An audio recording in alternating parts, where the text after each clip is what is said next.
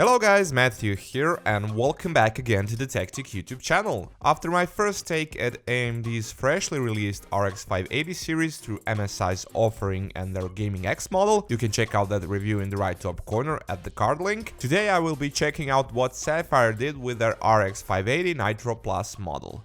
The product box has changed up a bit color scheme wise, although we still have this skyscraper-like box surrounded with the Nitro mascot, main features and a small picture of the graphics card itself on the back. For the bundle you'll only get a quick start guide, some promotional material, an optical disc with drivers and software, and of course here's the graphics card itself. As you can notice, the overall cooler design pretty much remained the same from the outside, but in fact Sapphire redid the cooling components found underneath that outer shell. As they claim, they've doubled up the surface area for their famous free-flow dual-X cooler design. You can actually see that the aluminum block is quite big, tall and almost as long as the graphics card itself, and it's 290mm of length, but they're also using two 8 and two 6mm heat pipes going through it. Its power design VRMs and MOSFETs are also getting appropriate and upgraded cooling, while Sapphire put high-quality components throughout their custom PCB design, like for example their 4th generation black diamond chokes. For cooling all of this, we have two easily detachable Sapphire's Quick Connect 95mm 2-ball bearing fans, which have 0 RPM, 0 dB working mode if the GPU temperature is under 51 degrees Celsius.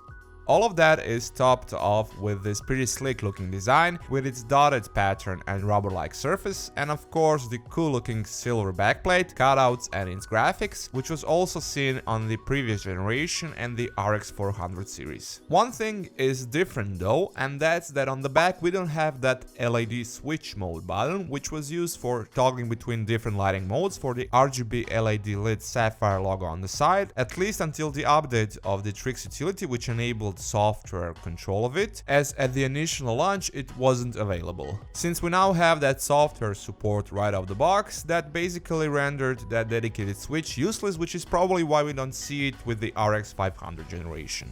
Interestingly enough, the Nitro Plus version uses two additional PCI Express power connector instead of one 8-pin and one 6-pin, which is not a common sight when it comes to RX 580 series, but I don't mind the extra room on the power delivery side. Lastly, on the front you will find a video output array consisting out of two DisplayPort, two HDMIs and one DVI-D port.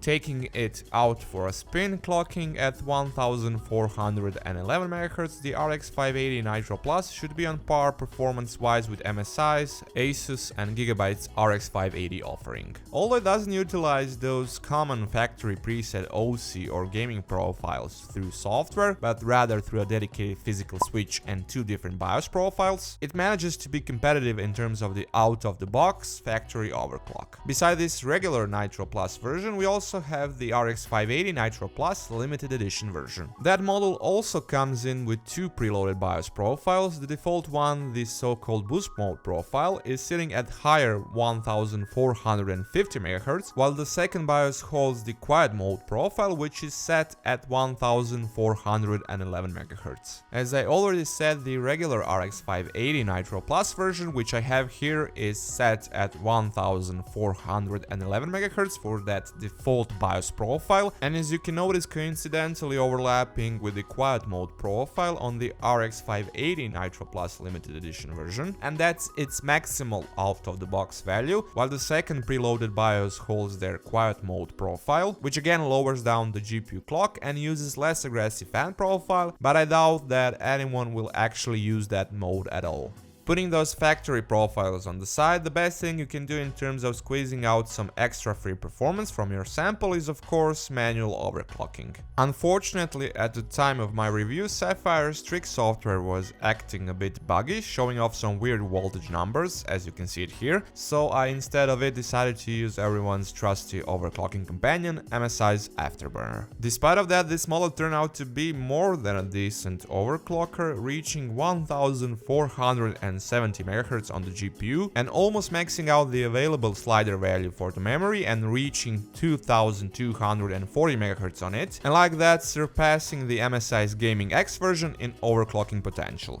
Looking at the results at stock, you'll be getting pretty much similar performance output compared to other RX 580 models out there, down to a difference in a measurement error, while in terms of the performance using overclocking settings, the RX 580 Nitro Plus comes just a bit ahead of MSI's Gaming X model, thanks to the better overclocking potential on the GPU and memory, at least with this particular sample, as that's generally speaking a silicon lottery, just like with the CPUs. Bottom line, this model and the RX 580 series in general is on point in regards of gaming at 1440p or 1080p at high frame rates on high refresh rate monitors.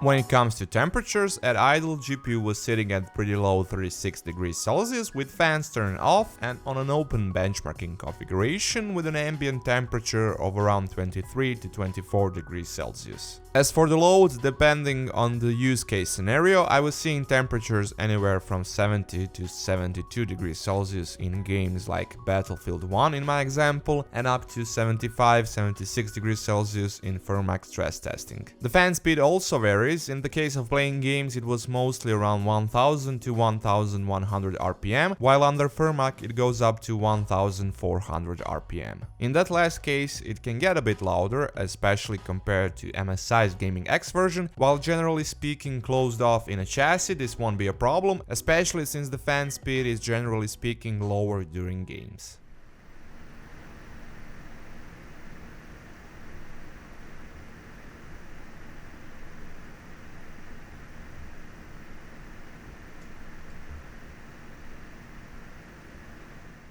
Putting the cherry on the top, as I mentioned, this generation series also comes in with an RGB LED Sapphire logo on the side. They really did a good job on it. I like how it's sort of engraved into the shell and not just a plastic logo overlay with some backlighting. It's also evenly lit without any light bleed, glowing brightly, while the software control through the Sapphire's Tricks utility is very user-friendly, direct and simple, and one of the fastest to respond to a change in the settings. Here you can choose between different presets like random rainbow colors, color change by temperature or fan speed, or you can just create a custom solid color, while you can also change the brightness or just completely turn it off.